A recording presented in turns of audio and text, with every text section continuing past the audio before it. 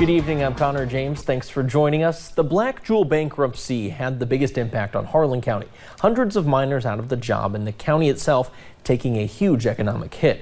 And while many there and in surrounding counties have seen hundreds of thousands of dollars in donations, some miners in other counties say they have yet to receive any help. I talked with those miners today. It's a bit of a drive from Clay and Laurel counties to get to any of the former Black Jewel mines.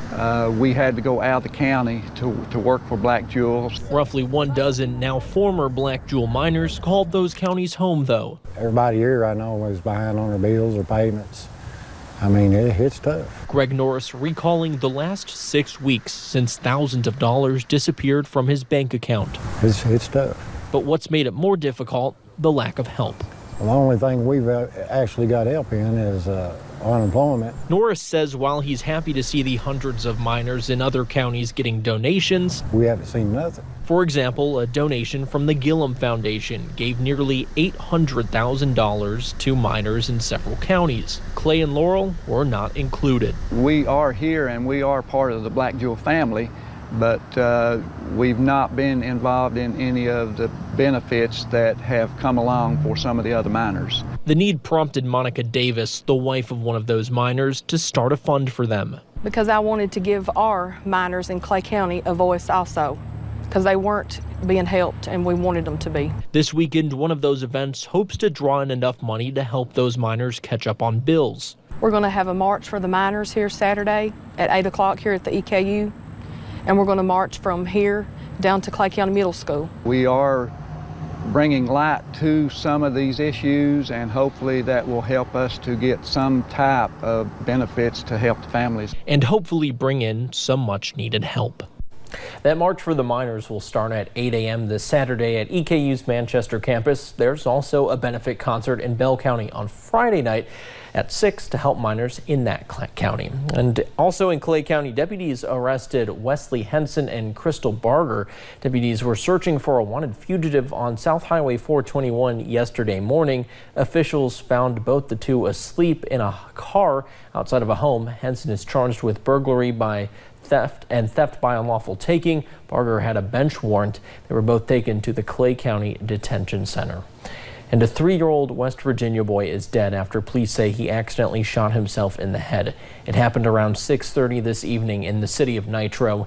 Investigators say the boy's father was home at the time. He left the firearm out because he was getting ready to take it with him somewhere. Police say he was taken to the hospital in critical condition but died just after 10 o'clock this evening. And after being indicted on Monday, Breathitt County Judge Executive Jeff Noble is still under scrutiny. He was indicted for buying lumber with county money for personal use. This morning, the fiscal court held a meeting without him. They discussed a declaratory judgment against him after court claims of him not following the law. Noble's lawyer, Derek George Campbell, says this is not true.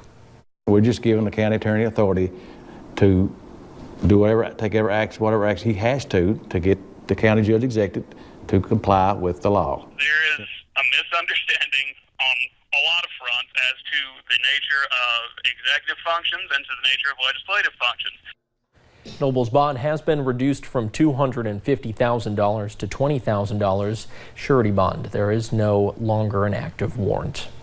And finally, close to 500 of former Eric C. Kahn clients should receive their Social Security benefits again soon.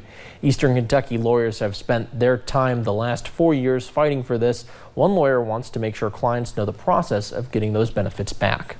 It's so important that if you are getting reinstated, even if you're not sure if you're getting reinstated, call the Social Security office, go to your local Social Security office, update your mailing address and your contact information and your banking information.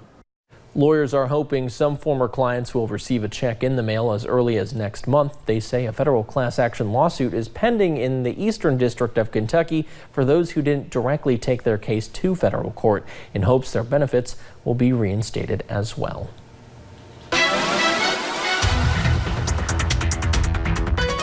And we've been seeing the mixture of sun and clouds throughout the day and those isolated rain chances, but for now, all of us remaining on the dry side. We'll go ahead and take you to Interstate 64 into Moorhead, where you can see the sun setting beautifully over there. They've been dry throughout the day and not dealing with any of that patchy to dense fog quite yet.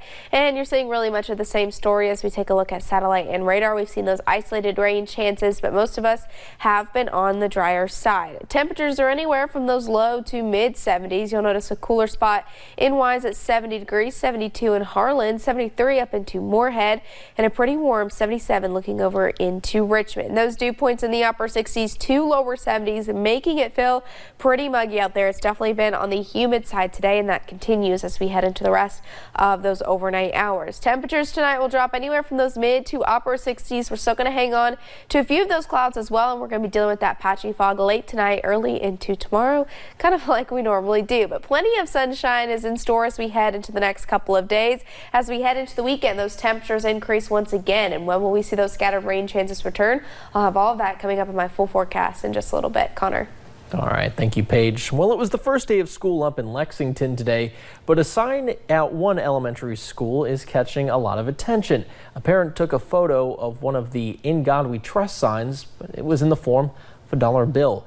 The mother took this photo at the Athens-Chillensburg Elementary School. This comes after a bill passed through the Kentucky General Assembly, and it required schools to display "In God We Trust" prominently. And right now we are in the 100 deadliest days for highway fatal crashes. Today, Kentucky State Police's commercial vehicle enforcement officers were doing what they call roadway blitzes. This is part of the TACT campaign. TACT stands for Ticketing Aggressive Cars and Trucks. Officer Jamie Field says they're doing this to keep drivers safe.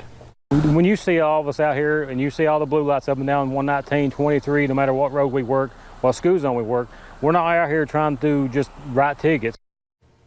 The year-round program targets specific driving behaviors such as speeding, following too close, DUI, and reckless driving. Field says today the fastest speed he clocked for a driver was more than 85 miles per hour. And Baptist Health Corbin and the MCOR Foundation have partnered to give students heart screenings. Student athletes have the opportunity to get heart echo and EKGs through Baptist Health for free. Physicians say the screenings can save lives, as 1 in 100 kids are unaware they have a heart condition. The #1 killer of student athletes each year is sudden cardiac arrest. And what sudden cardiac arrest is when that heart just stops. The next screening and information day for Corbin students will be September 13th. And after a death of a Knott County teacher this past summer, friends and family are continuing to try to make her dreams come true. Morgan Hall taught at Jones Fork Elementary and was very passionate about helping children become better at math and reading. In memory of Morgan, her family decided to host a fundraiser to help buy educational programs for each student. Morgan was very passionate about children learning to read and comprehend because as a child, she had to work very hard to overcome her own academic struggles with dyslexia.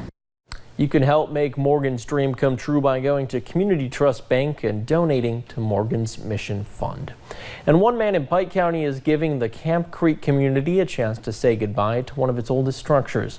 Josh Mayhorn began attempts to restore the old Camp Creek Schoolhouse in the Stopover community earlier this year. He soon realized restoration was not an option and has since decided to tear down the more than 120-year-old building. He says the building served as a one-room schoolhouse from the early 1890s, closing in the late 1960s. We spoke to one former student who says the building once held 2 sections of chairs for students separated by an old coal stove. He says the memories were not always the warmest.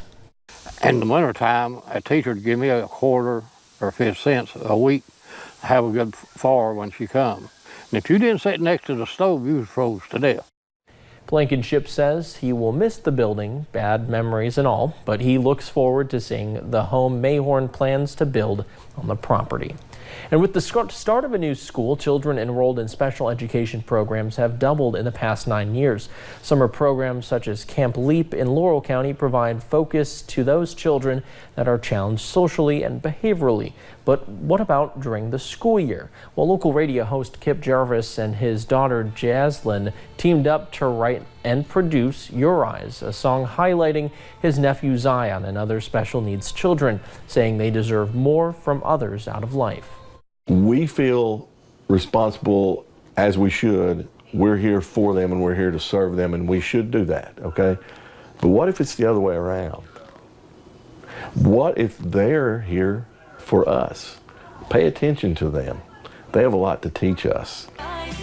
So far, the video has been viewed more than 10,000 times on Facebook. Jarvis says he hopes to be involved with any programs the county may come up with for special needs children in the future. Well, coming up at 11, as street battles continue in Hong Kong, new images show Chinese military forces massing outside the city. And severe storms whipped through the Midwest yesterday. We'll continue to see those drier conditions, but temperatures will also be on the rise. I'll have a look at that full forecast coming up.